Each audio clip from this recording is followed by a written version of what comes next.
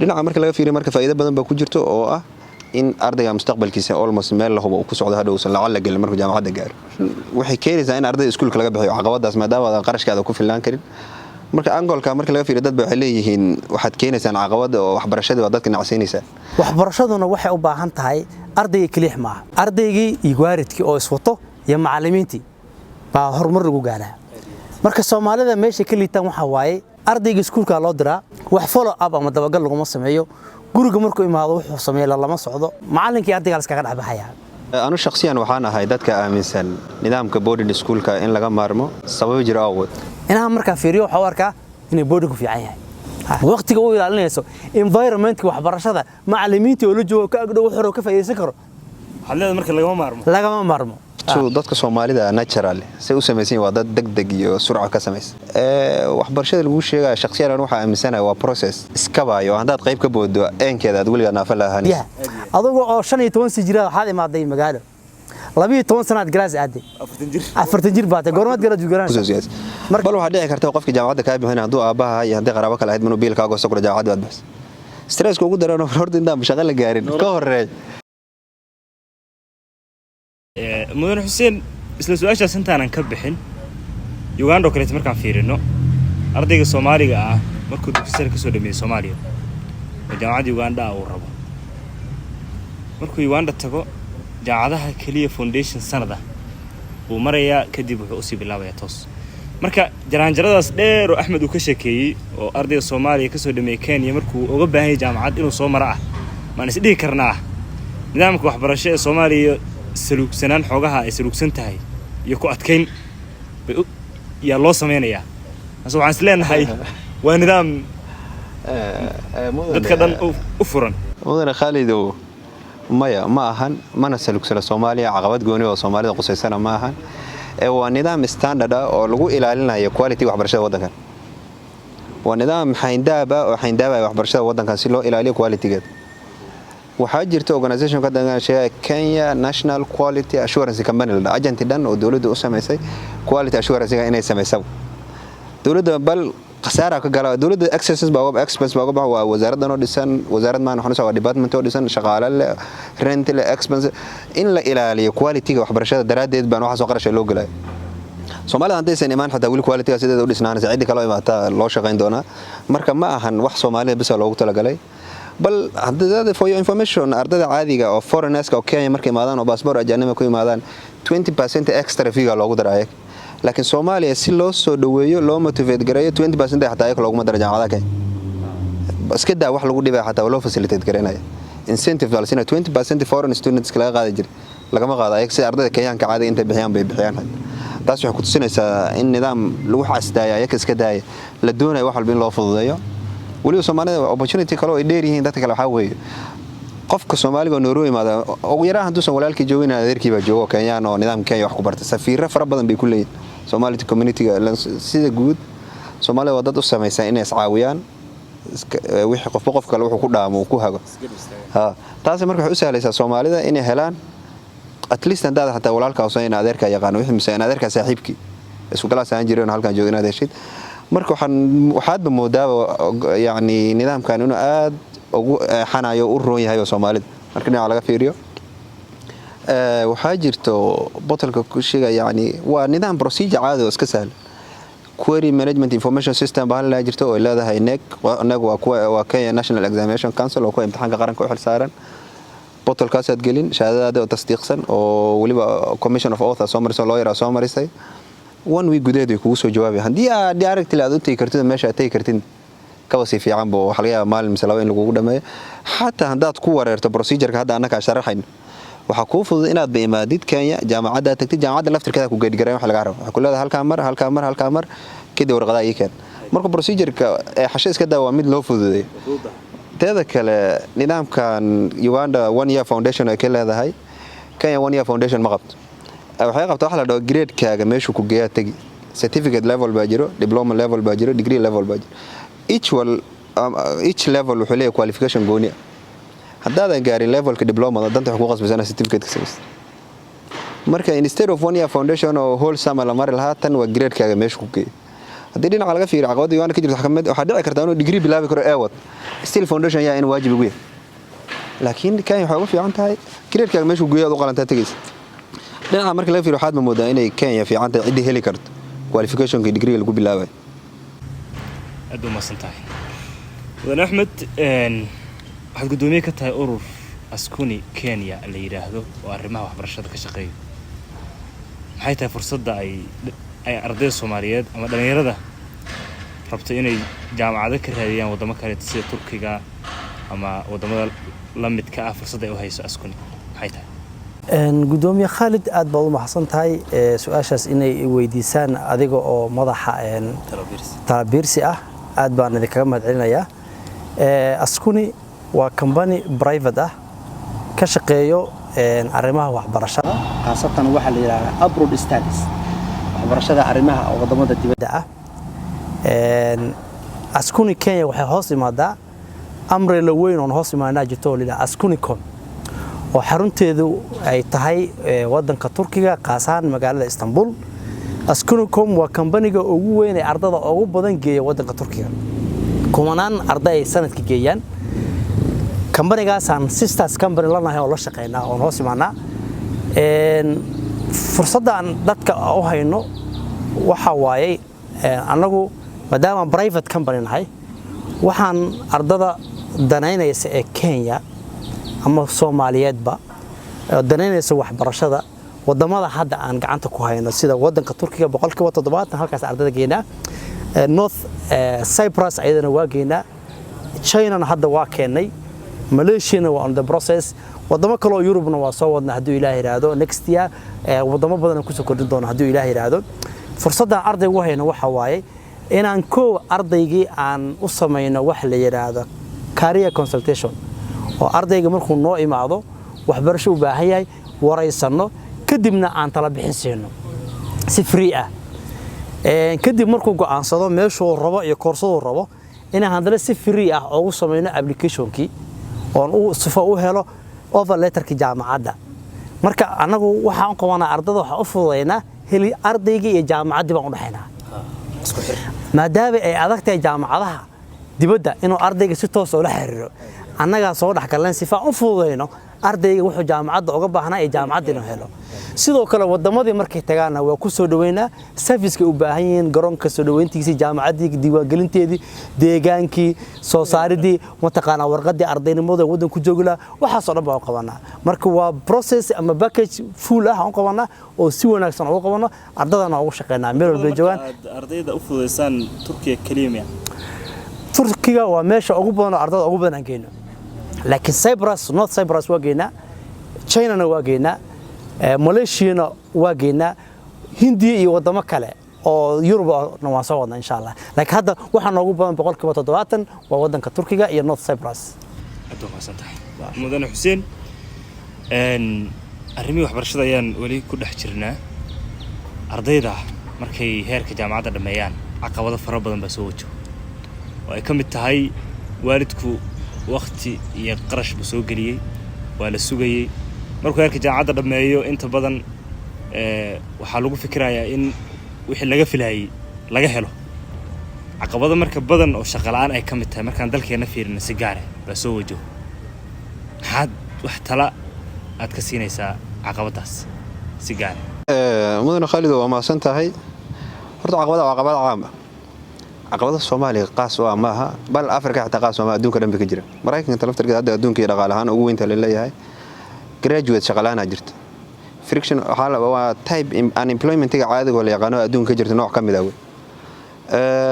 caqabado badan baana arday la kulmo oo shaqalaanta bisiba dadka ugu yeeynatan shaqalaanta ka dan waxa weeyaan ku qofka markuu jaamacadda dhameeyo shardi ma yani dhamayntan jaamacadda shardi ma irsaaqada ay ku furmanayso qualification ma qofkii degree qaato irsaaqad baa tomato ugu soo dhacaysa la yirmaa perception kaas inta badan dadka dhacaan maalinka jaamacadda dhamaysay irsaaqad iyo qaaraan baa laga rabaa inaad dadka wax ku soo siyaas bal waxa dhici karta qofkii jaamacadda ka bixin haduu aabaha iyo hadii qaraabo kale ahayd inuu biilkaaga soo kordho jaamacadda baad bas stress ugu daran horta intaan shaqo la gaarin ka horeey caqabada jirto oo tala in dadka laga soo baahan waxa weeye warku degree aan shardi ma maalin qofka dhameeyo irsaaqada u furmanaysa yani condition ilaahay uu yiri qofka degree dhameeyo irsaaqadiisa blog saarna way ka furmat ana albaab la iska furo kala ma taa horta in sida loo fahmo oo islaamka intii meel arintooda ka gaaraysa irsaaqada laga gooso taasi waa qodob oo talada ugu wanaagsan oo hadda bixin la wata qofkan ha lagu siimo oo aysan noqon jaamacadda dhameysay ordaysan noqon taa waa qodob oo talo muhiim ah dadka inay ku baraarugaan u baahan yihiin tan labaad caqabada kale jirto waxa jaamacadda laftirkeeda qofku markuu dhameeyo ayada culaab kugu noqon waxyaalo badan oo hadda jaamacad dhameyn aad iska sameyn lahayd iska xamaalin lahayd caqabad ka noqonaysa wixii laga filan maadaama wax weyn laga filanayo qarash badan loo galiyay wax yar baa ka xirmanay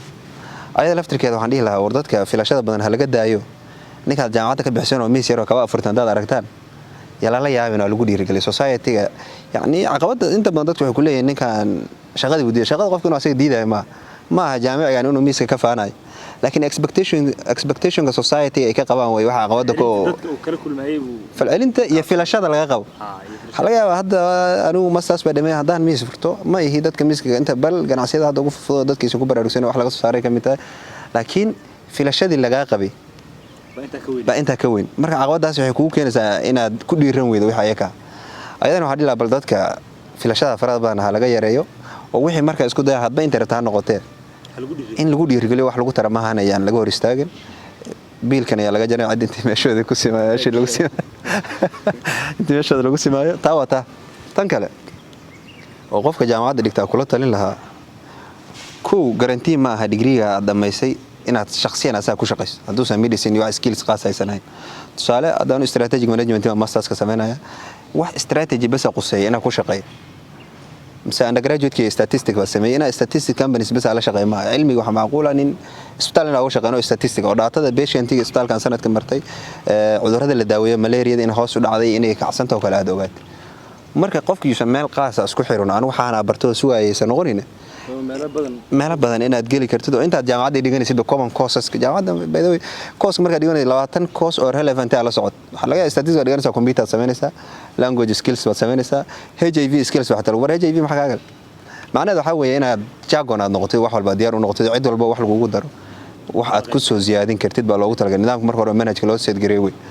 marka qofkii uusan qaas waxa meel waxa jira xataa shahaadada aan relation aan lahayn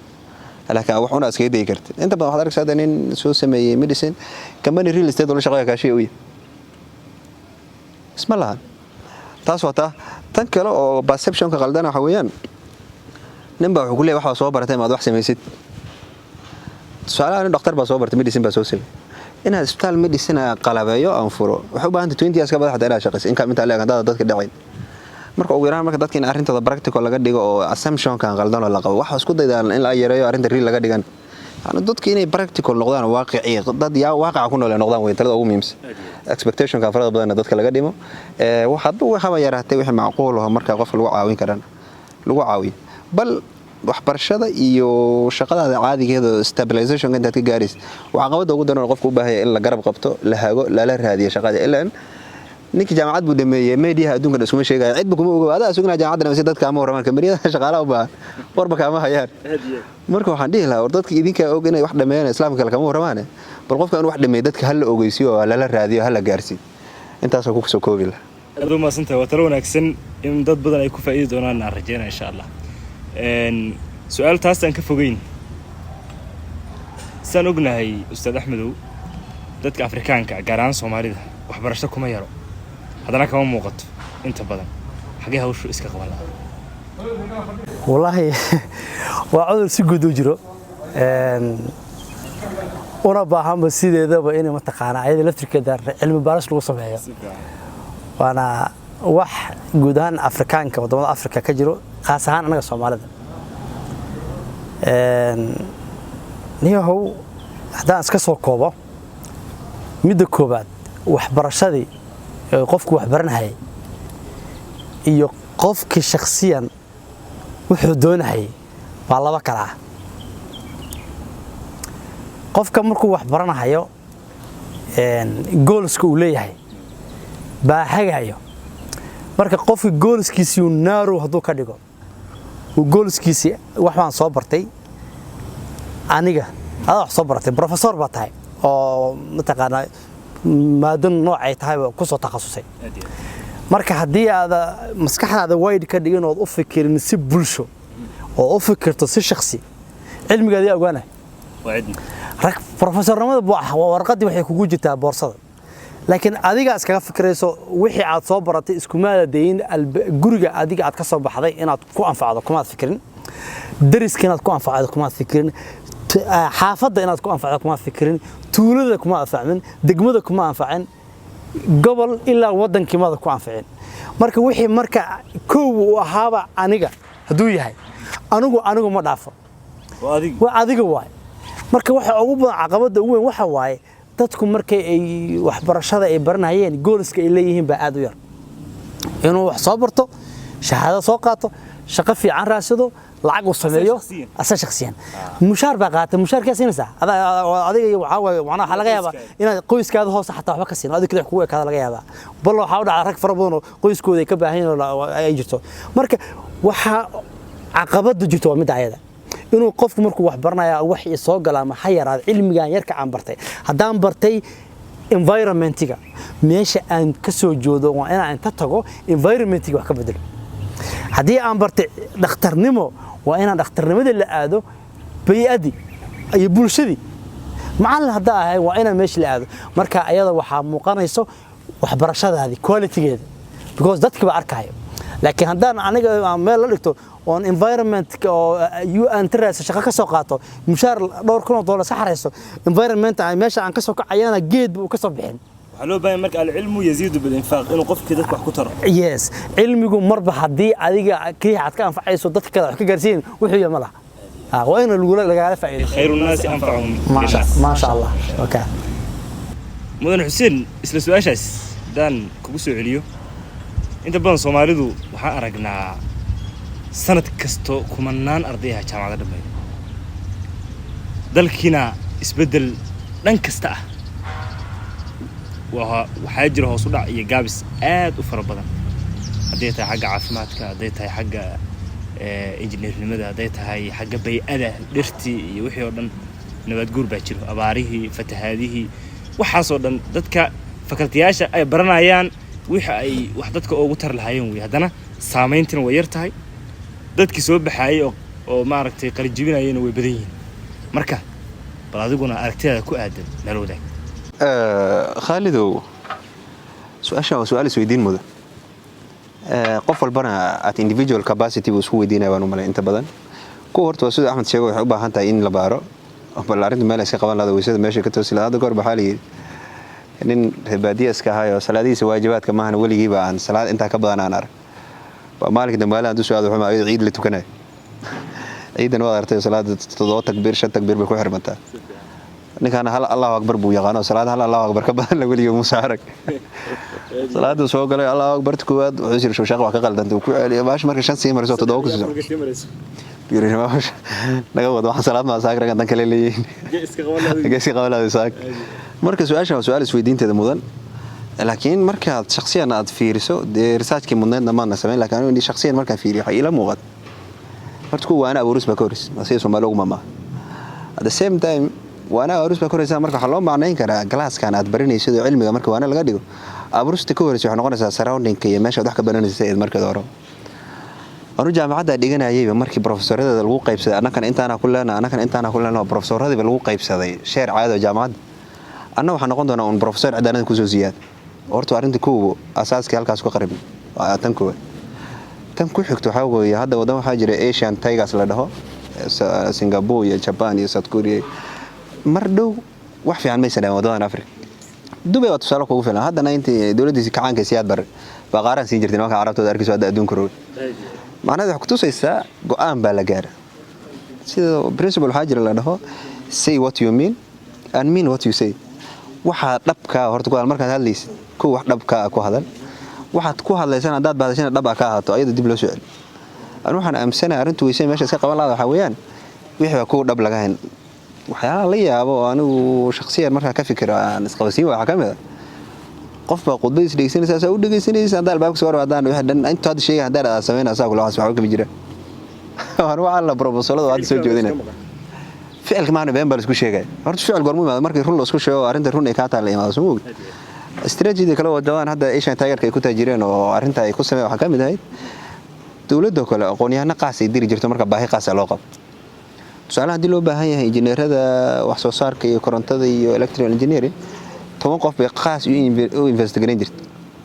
investmentiga qomaysan hari jirina bil walba mise sanad walba mise holiday walba wafdi waa loo diri jiray ku dhiiriyay ragga war wadanka waa in sugaayo koronto la'aan baa jirto oo culays shakhsiyan ku beer anagu tan naga maqan waxa weeyaan horta kow waxaan baranaynaa ad individual capacity oo marna ma jira plan guud oo leeyahay sanadka waxa loo baahan yahay 10 professor oo environment iyo ku takhasus loo baahan ma jiro at capacity level adi waxaad baratay mise wuxuu saaxiibka barto tii kow aan ka soo bilaawno career counseling horta root cause halkaas ku ka soo bilaawanayo tan kale inta sii dheer waxa weeye iisan jirin dawlad sida u xoog badan hadda aad ba kuma lahaano isku ma eedayna dawladii Asian Tigers ka jirto kala meeshan kama jirto at community level ba hadana waxa jireen ownership ardayga wax baranaya lagu leeyahay tusaale arday badan oo Soomaaliya ku caadi oo baasor Soomaaliya wata marka laga hadlo oo Kampala joog wax macquul ah wasiirka waxbarashada inuu aysan asaarak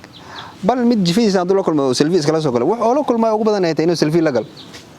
sideedaba sawirkaas ay wax u wehelin ورنيك wax aqal ah iyo wax principle qusay iyo wax improvement iyo waxa meeshan ka heynay laana ma tabca maqan human capital wax adduunka isku dhaaf ama ka wada hadasheen waa maya isku soo sawir mid kale uu leeyahay wasiirka qaraabatina uu muujis bal kama joogi karto isbuuc ugu wareerin ruuxna naga diiso aan islaam alayhi alayhi marka waxaan ku talin lahaa at community level in ownership la baro hatta aan soo shakhsi mi aniga 10 kila dhalato wax baranayn in qoyskiyo tusaalaan jifa walba xalay oo dhaqameed misanin aqoonyaan oo ka sareeyo wax bar oo weeraan ku ayarko dadkooda wax ka bixinayaan aqoonyaanka ka horeeyay mise kii ka horaan duu agaasimayahay anduu wasiiri inuu ka dhawriya xaad barat xaad haysa waxaana loo baahay oo career alignment la from the word go unuga inuu wax iska sameeyna baahi deegaanka ka jirto lagu align garay visionka deegaanka uu leeyahay visionka individual kan daan la align garay dawliga divergence ku jiraysan in halkaas uu safran in halkaas uu safran arinta gaab kuliga sidii way Soomaaliyeed aqabadahaas way markuu xakeenay dhibaatooyinka hore marka waxa ku talin la ku in alignmentigaas la sameeyo at the word go oo baahida deegaanka iyo baahida shakhsiga hadii la cala taala sameyn waayo shakhsi in xogaa ownership lagu darso la wareer aad dadku maqan in la wacyi geliyo xeelaha hadda dadku markay hadlaan inta badan dood ay Soomaaliya isku imaaday qoys karwaan ha noqdana heer karwaan ha noqdo wadan karwaan ha noqdo oo Puntland tusaale lagu soo qaadano yar sababtan u soo qaadana waxa weeyaan ayaan dhawito agaasimo Puntland oo imaaday niman asxaab oo isnaqaanay boodul la kulmay wuxuu ku yiri meeshii fursada ka jiro garacad baan furaynaa xalima kala furaynaa hawlan soo wad maxaad barateen maxaad haysan human capital baa loo baahan yahay especially dadkina Kenya joogo si qaas ah in ku xisaabtamaynaay maxaad haysan maalinka marka waxa mid aan saaxiib ahayn oo dadka marka jaamacada dhigana aan ku jirin laga xalfada ka qayb galay oo laba koos oo loo soo qoray labada hal mar isla bilaabay oo raadinaya iimaan no ma sheeno jaamacada University of Nairobi raay koos kana raay maxaa dhacay ku soo ziyaad marka hada abroad iyo wax baan ku buufs baan ku ogaa oo arintaas dhacday arida fursada laga soo sheegay macnaheedu waxaan ka wataa ownership ka yarka iyo waxa saameynta keen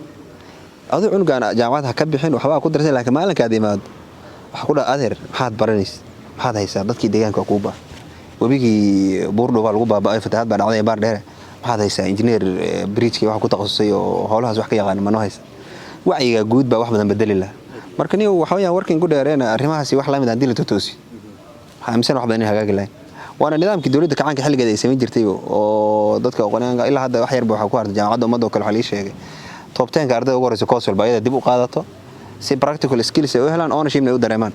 community wax ugu celiya marka istaraatiijiyadaas in wax laga raadraaco oo arintii waxa la yiri raadkii hameenka adhow maalinkii waa dib loo raadiyaa in meesheeda lagu celiyaan qabaan u shakhsiyan aduuma santahay mudane Xuseen waxa weeyo barnaamijkeennii xogaha waxbarashada Kenya intaas ayuu noogu egyahay waxaan u mahadcelinayaa marka koobaad Allah subhanahu wa ta'ala oo noo suurtageliyay barnaamijkan quruxda badan inuu noo qabsoomo marka xigto waxaa mahadsan aqoon-yahanadii waqtigooda qaaliga ah noo huray mudane Axmed Cabdiraxmaan Yuusuf iyo mudane Xuseen Xasan Cilmi sidoo kale waxaa mahad mudan madasha Talabiirsi oo soo qaban qaabisay barnaamijkan dhammaan hoggaankeeda oo ku mahadsan yihiin inta kadib barnaamijkeenu inta ayuu noogu egyahay. Assalaamu calaykum wa rahmatullaahi wa barakaatuh. Wa alaykum salaam wa rahmatullahi